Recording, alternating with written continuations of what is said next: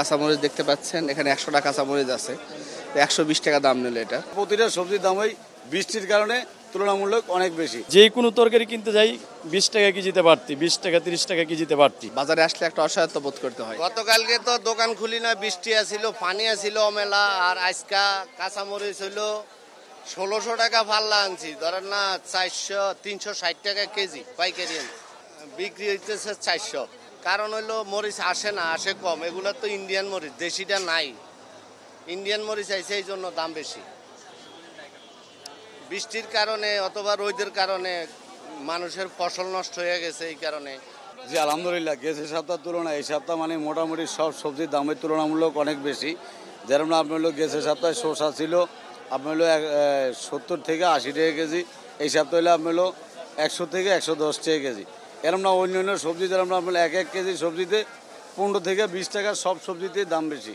জি ভাইয়া, করলা বর্তমানে করলা এবং উস্তা 140 টাকা কেজি, পটল যেরকম আপনার হলো বর্তমানে 60 টাকা কেজি, কাকরোল হলো 100 টাকা কেজি, বটবটি 100 টাকা কেজি, আর হলো আপনার হলো ঝিঙ্গা, দুন্দুল, চিচিঙ্গা এগুলো হলো আপনার হলো 70 থেকে 80 টাকা কেজি, আর হলো আপনার হলো এই কচুরমুখী তাও আপনার হলো 70 থেকে 80 টাকা কেজি। টমেটো আমাদের দেশি না, এটা হলো এলসি, এটা হলো আপনার হলো 180 টাকা কেজি, আর হলো গাজর যেটা চায়না এটা হলো আপনার হলো 160 থেকে 170 টাকা কেজি, যেটা আমাদের দেশে এটা হলো 110 থেকে 100 টাকা কেজি।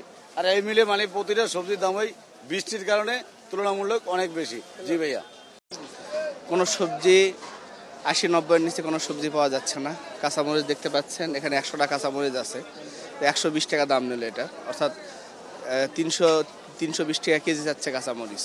তো এই জন্য দ্রব্যমূল্য সবগুলোতে আগুন, আমরা কোনো কিছু কিনে স্বস্তি পাচ্ছি না, বাজার মূল্য সব কিছুতেই খুব ঊর্ধ্বগতি। আসলে আমাদের মতো এই যে নিম্ন মধ্যবিত্ত লোকদের জন্য এই বাজার খরচটা, বাজারে আসলে একটা অসহায়ত্ব বোধ করতে হয়, নিজের পকেট, ফ্যামিলি আর বাজারের ব্যাগের দিকে তাকায় একটা অসহায়ত্ব বোধ করতে হয়। কারণ যে টাকা বেতন পাই, যে টাকা নিয়ে বাজারে আসি, দেখা গেছে যে এটা আমাদের মন মতো তো দূরের কথা, কোনোভাবে ফ্যামিলি চালানোর মতো হয় না।